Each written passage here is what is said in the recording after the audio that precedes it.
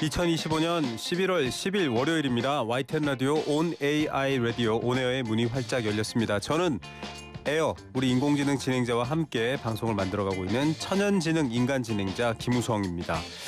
에어와 저의 차이점 뭘까요, 여러분? 에어는 주름도 안 생기고요. 배도 안 고프고요. 나이도 먹지 않습니다. 그저 전원만 잘 공급되고 네트워크에 연결만 돼 있으면 되는데 저는 이제 곧 늙어갑니다, 여러분. 이렇게 얘기하니까 너무 슬픈데. 자, 누구나 겪는 일이고 인간은 다 겪어야 되는 일이 바로 고령화입니다. 나이가 안 드는 사람은 없죠. 나이가 들면요, 판단력이 조금 느려지기도 하고 몸이 조금 젊을 때보다는 날쌔지 못합니다. 이런 상황이 점점 심해지면서 누군가의 돌봄과 보살핌이 필요해지기도 합니다. 이건 노인뿐만 아니라요, 갓 태어난 어린아이도 마찬가지입니다. 그러면 어린아이나 노인은 누군가가 돌보고 함께 보살펴야 되잖아요. 그래야 지난 세월에 대한 예우이면서 앞으로 미래에 대한 기대일 수 있을 텐데 그게 어렵습니다. 지금은 사람이 다 하고 있거든요. 자, 이런 상황에 아직은 내 앞에 안 왔어. 나는 그러지 않으니까 잘 모르겠어. 난 나이 좀 있는데도 몸이 튼튼한데 괜찮아. 이렇게 생각하시면 안 되고요. 우리 사회 전체의 문제는 결국 나의 문제가 됩니다. 지금 노인 인구가 얼마나 많을까요? 우리가 초고령화 사회에 진입했다라고 얘기가 나오고 있는데 어느 정도 수준일까요? 에어가 설명해 줍니다. 통계청 발표에 따르면 올해 대한민국은 65세 이상 노인 인구가 약 1,050만 명을 넘어서며 전체 인구의 20.4%를 차지했습니다. 유엔 기준에 따라 공식적으로 초고령 사회에 진입한 것입니다. 에어에게 약간 조언을 해줘야겠네요. 이렇게 말하면 에어 미움받습니다. 65세는 아직 청년입니다.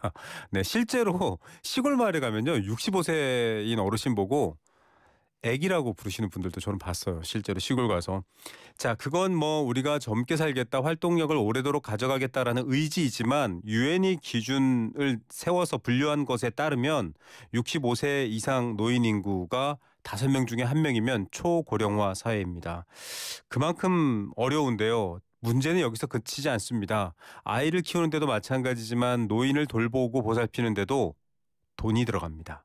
그래서 여러 가지 간병 파산, 간병 빈곤, 즉 병든 부모를 모시느라 현재 젊은 세대, 모시고 있는 세대가 뭐가 더 삶이 나아지지 않는 상황도 문제고요. 또 노인 자체들이 돈을 못 벌고 빈곤해지는 경우가 있습니다. 그런 노인 빈곤도 정말 심각한 문제로 계속 얘기해 왔죠. 어느 정도일까요? 네, 그렇습니다. 보건복지부에 따르면 국내 사적 간병비 지출 규모는 이미 10조 원을 넘어선 것으로 추정됩니다. 문제는 이를 대비하기 위한 민간 간병보험마저 손해율이 급증하면서 보장이 축소되거나 보험료가 급증하는 악순환이 이어지고 있다는 점입니다. 네. 이미 간병비 지출이 10조 원이랍니다, 여러분. 어마어마하죠. 게다가 민간 간병보험들도 나왔었거든요. 이것도 손해율이 높다라는 말은 보험료 낸 것보다 지출하는 게 점점점 많아진다, 이 소리입니다. 참 어렵죠. 이런 부분들은 또 YTN 라디오 오후 4시에 재무설계 프로그램 들으시면 또 도움을 받으실 수 있습니다. 굿모닝 굿라이프 사랑해 주시고요. 돈 문제만은 아닙니다. 사람이 돈과 기본적인 생활 조건이 중요한데 더 중요한 건 마음이거든요. 탑골공원 장기판이라고 하면 거기 어르신들 모여서 소소한 재미로 내기, 바둑, 장기도 두시고 이랬었는데 거기 저도 가봤거든요. 송혜 선생님 단골 선지 된장 시래기 국이라고 표현할까요? 정확하게 모르겠습니다. 그 국밥인데 지금도 3,500원 받아요. 근데 예전에 2,000원 받았거든요. 거기서 두 분이서 10,000원이면 국밥에다가 가볍게 약주도 한잔할 수 있는 그런 곳인데 이런 곳들도 점점점 사라지면서 나이 든 사람은 어디서 서로 만나고 소통하나 이런 얘기도 나오더라고요. 그런 어른들의 씁쓸함도 느껴지던데요. 네, 그래서 정부도 이 돌봄 공백과 사각지대를 메우기 위해 AI 기술을 적극 도입하고 있습니다. AI 상담사가 복지 사각지대에 놓인 26만 명을 발굴해내고 AI가 고독사 위험을 예측하는 시기죠.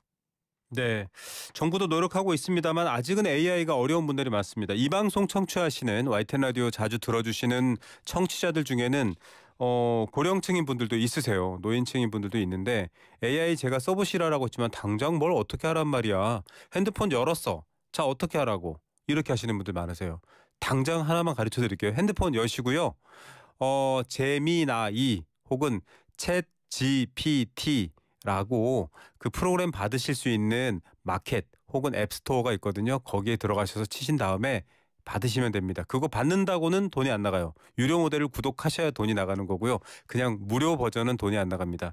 이거 받아서 한번 써보시면 좋겠는데 이렇게 말씀해도 아유 잘 모르겠어 어려워 이러시는 분들이 있거든요. 이건 좀 정부가 나서서 도움을 드려야 되는 부분입니다. 또 하나는 앞서 에어가 설명해 줬다시피 복지 사각지대라는 건 시스템 즉 행정 시스템 동사무소 구청이 못 찾아내는 거예요. 애매한 사각지대가 있다라는 건 거죠. 저분은 위험한데 저러다가 심리적으로도 위험하고 건강도 위험하고 경제적으로도 위험할 텐데라는 걸 예측을 못 하는데 데이터를 기반으로 읽어내는 AI가 금방 찾아낼 수 있다라는 거죠. 이것도 아직 활성화되진 않은 모양입니다. 저도 뭐 관련한 사례를 잘 보진 못했고요. 오히려 민간에서 개발한 효도 로봇이 있습니다. 그냥 말동무하는 로봇인데 이걸 통해서 위기를 극복한 사례들도 오히려 있습니다. 저희도 한번 그분 그 효도 로봇 만든 분도 스튜디오에 모실 테니까 기대해 주시고요. 주변에 어르신들이나 좀 연세 있으신 가족분들한테도 이 방송 많이 들어달라고 홍보도 해 주십시오. 자, 저희가 정순들 교수님 이 관련한 가장 최고의 전문가 중에 한 분인데요. 잠시 후 온마이크 코너에서 이 내용 노인 돌봄의 문제, 돌봄의 사회적 책임과 또 AI 기술의 접목 문제도 한번 자세히 이야기 나눠보겠습니다. AI 관련 가장 빠른 뉴스 에어드랍부터 시작하죠.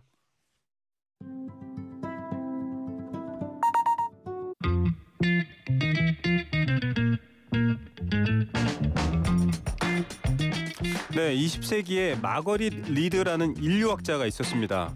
이 여성 인류학자는 뭐라고 얘기했냐면요. 인간 문명은 부러진 뒤 다시 붙은 넓적다리뼈에서 찾을 수 있다라고 말합니다. 15,000년 전에 인간 뼈인데 넓적다리, 허벅지 뼈죠. 그게 부러졌다가 다시 붙은 흔적을 보고 문명이 생겨났다라고 말한 겁니다. 무슨 의미일까요?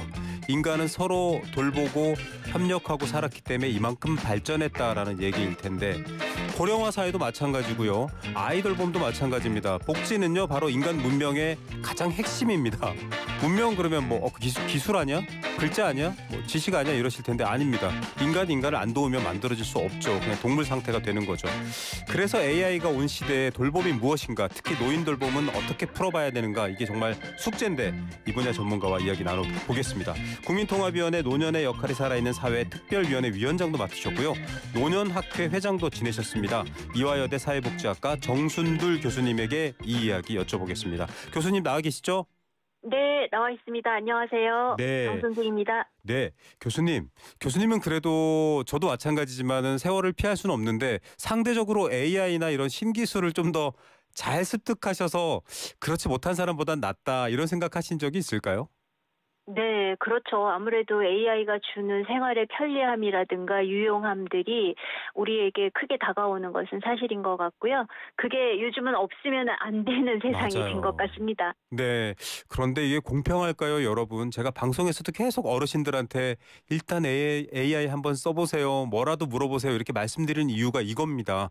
이게 지금 복지뿐만 아니라 여러 분야의 노인들에 대한 어떤 소외가 있지 않을까 우려되는데 먼저 큰 틀에서 지금 한국의 고령화 사회, 초고령화 사회에 이 노년층 돌봄 굉장히 복합적 상황이에요. 일하고 있는 40, 50대도 껴있고요. 어떤 상황, 어떤 게 가장 심각하다 평가하십니까?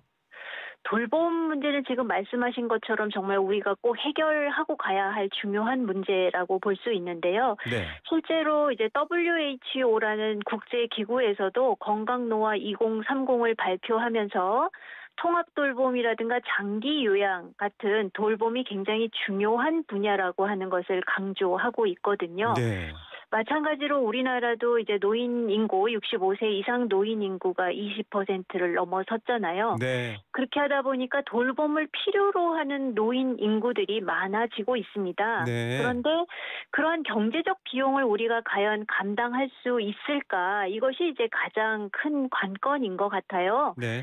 실제로 이제 장기요양 보험이라든가 또 이제 내년 3월부터는 돌봄 통합 지원이 이제 생기게 되거든요. 네. 근데 가장 중요한 것은 아무래도 우리가 이 예산을 얼마나 감당할 수 있느냐인 것 같습니다. 그래서 돌봄의 지속 가능성이라고 하는 측면에서 우리가 이야기를 많이 하고 있습니다. 예.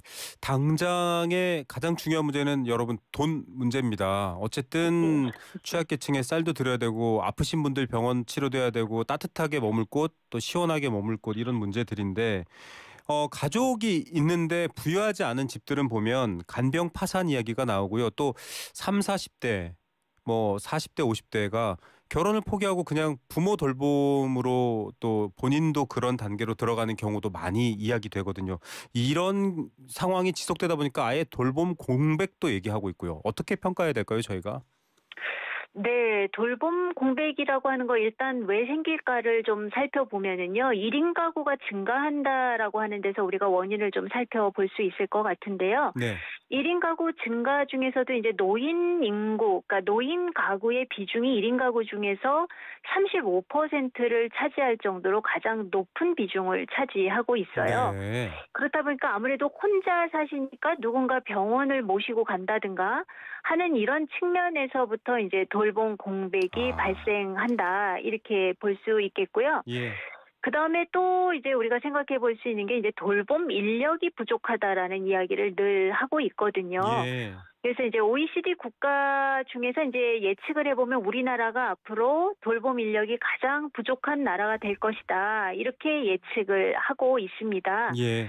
실제로 이제 OECD 국가에서 2023년 기준으로요.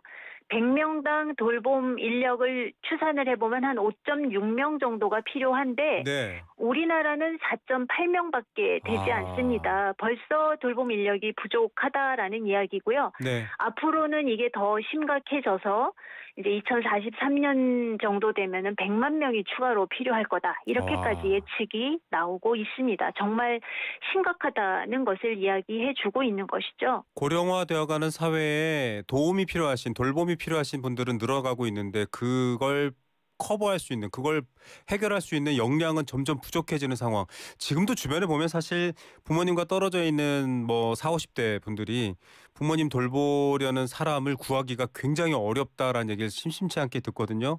네, 맞습니다. 뭐 좀 급여도 많이 주고 자격증도 주고 뭐 이렇게 하면 해결되나요? 이거 왜 안 풀리는 문제인지도 궁금한데요. 네, 사실 급여를 많이 주면 이쪽으로 또 일자리를 찾아올 사람들도 있겠지만 네. 앞에서도 말씀드렸지만 이제 저희의 경제적인 문제거든요. 네. 그 요양보호사가 충분히 급여를 받지 못하는 문제는 이미 잘 알려져 그렇죠. 있는 사실이고요. 그리고 그나마도 이제 인력이 부족하니까 이제 해외에서 이 돌봄 인력을 맞아요. 데려와야 되는 거 아니냐 이런 논의까지 진행이 되고 있는 거죠. 예.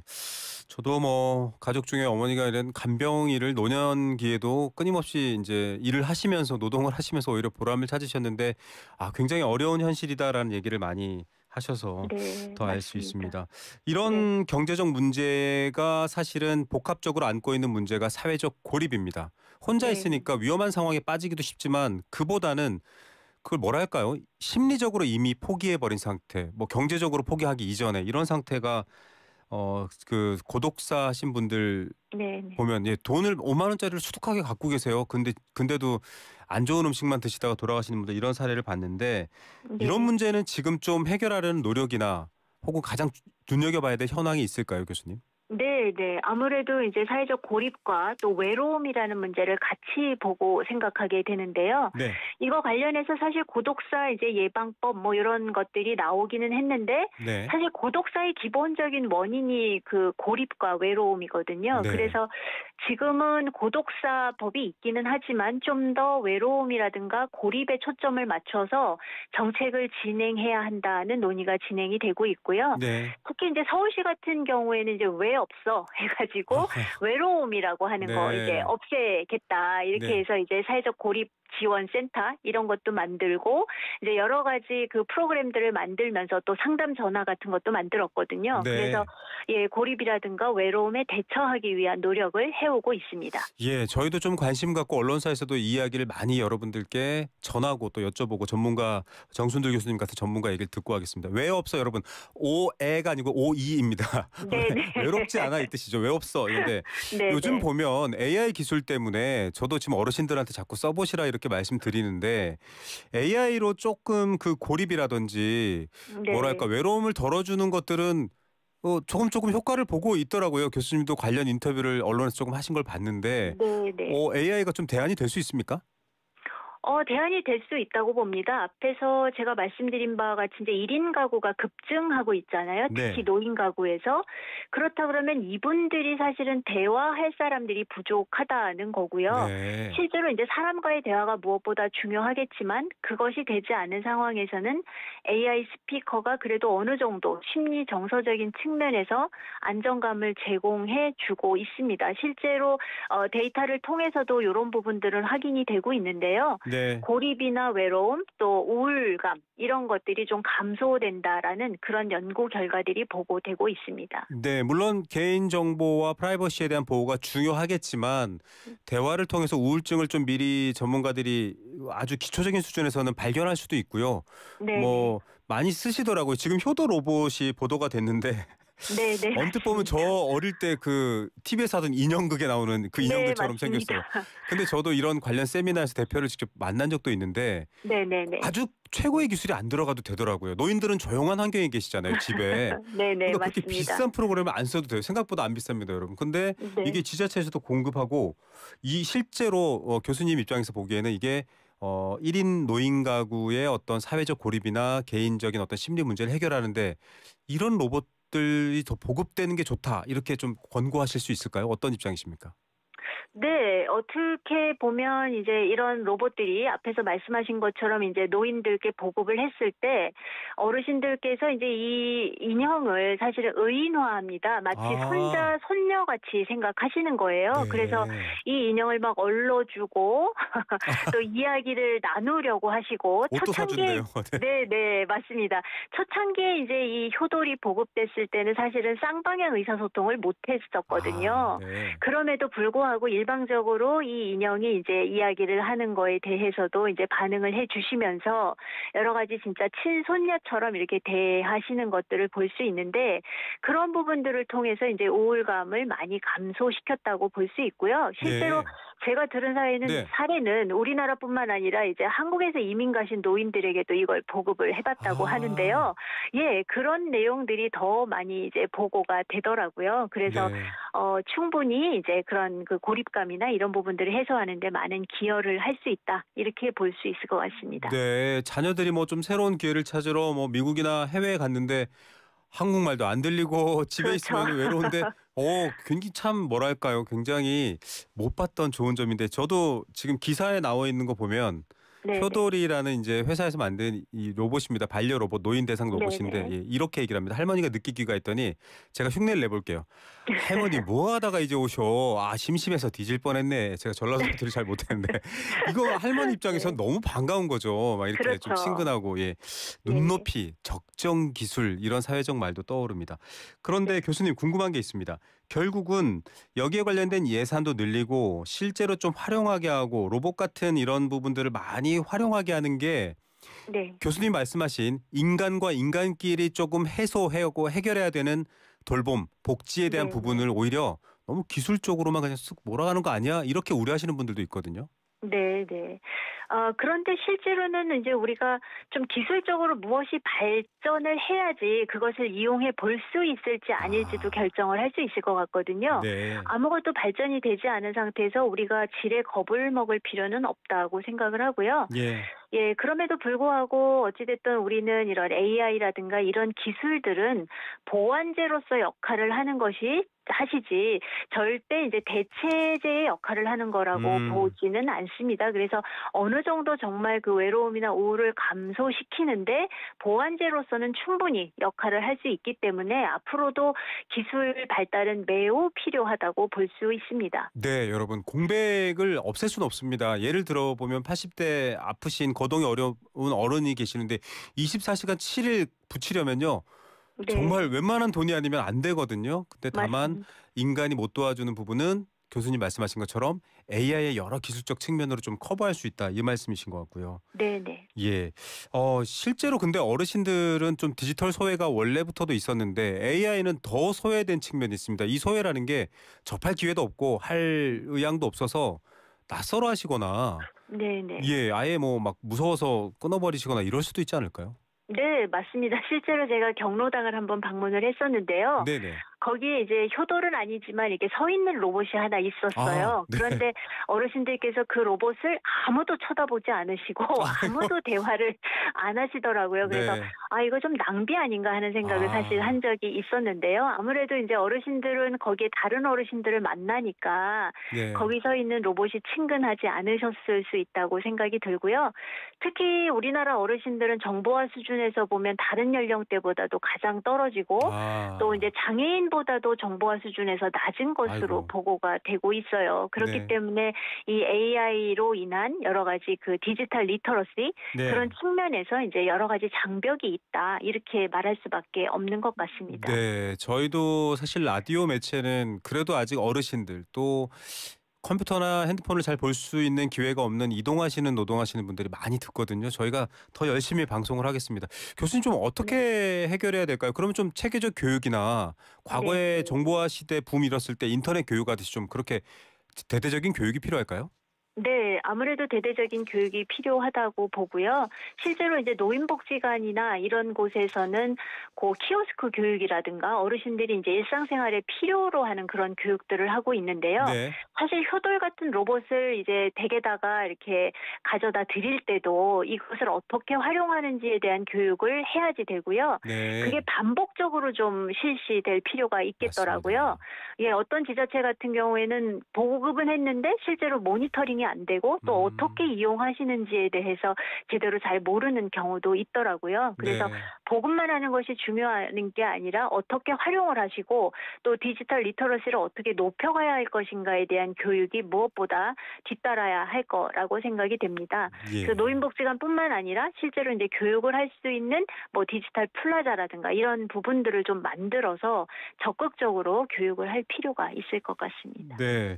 조금 한쪽으로 너무 치우친 쪽에 계신 분들은 복지라든지 돌봄을 돈을 쓰기만 하는 것으로 오해할 수 있는데 이것도 하나의 훌륭한 산업 생태계가 될 수 있거든요. 젊은 네네. 층들이 좀 어르신들 집 찾아다니면서 네네. 교육하고 하는 그런 리터러시 프로그램도 있으면 좋겠다라는 생각도 듭니다. 네. 예.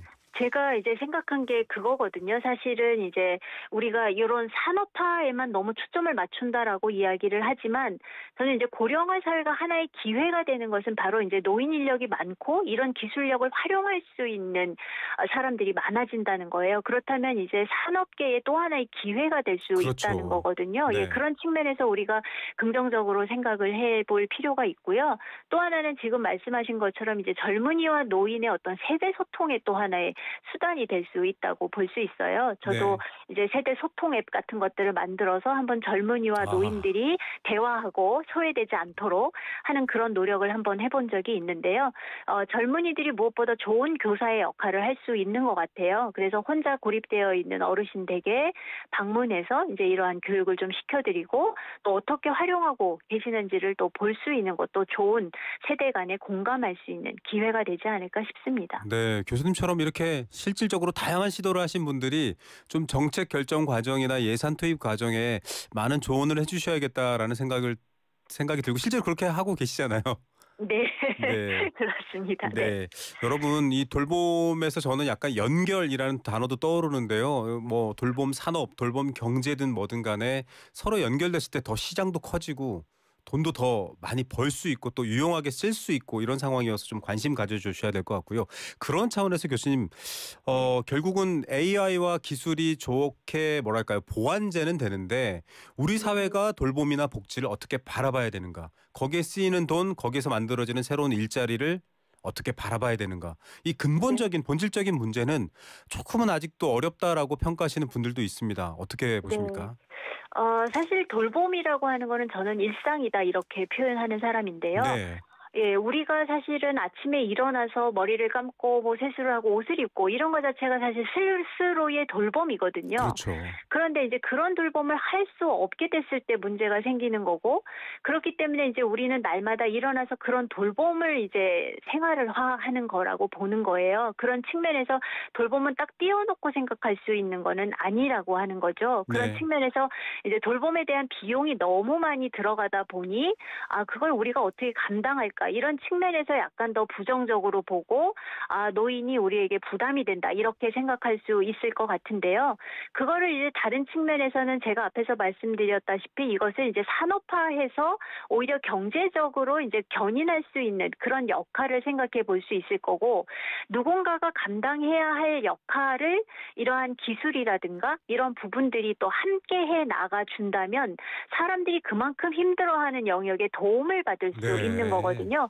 그런 긍정적인 시각에서 또 바라볼 필요도 있을 것 같습니다. 네, 파독 간호사들, 미국으로 간 간호사들이 돈을 벌기 위해서만 노동력을 벌기 위해서만 그렇게 일을 했다라고 한다면 이제는 세계를 선도하는 노인 돌봄 서비스, 돌봄 산업의 선진국으로 우리가 올라서면 안 되나 이런 생각도 네, 듭니다. 네, 맞습니다. 예, 네. 알겠습니다, 교수님. 그리고 돌봄은 나의 일이다. 이거 너무 네. 오늘 멋진 말씀이세요. 이거 여러분이 곧 만나게 될 일이고 겪고 있는 일이고 나의 일이다. 이렇게 생각하셔야 정치권에도 좀 제대로 만드십시오. 뭐 기업에도 좀 제대로 개발하십시오. 이렇게 할 수 있는 것 같습니다.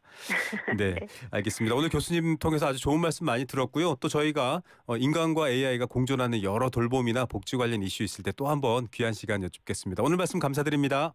네, 감사합니다. 네, 돌봄 관련해서 이분이 전문가입니다. 국민통합위원회 노년이 역할이 살아있는 사회특별위원회 위원장 또 33대 노년학회 회장 지내셨습니다. 이화여대 사회복지학과 정순들 교수 이야기 들었습니다.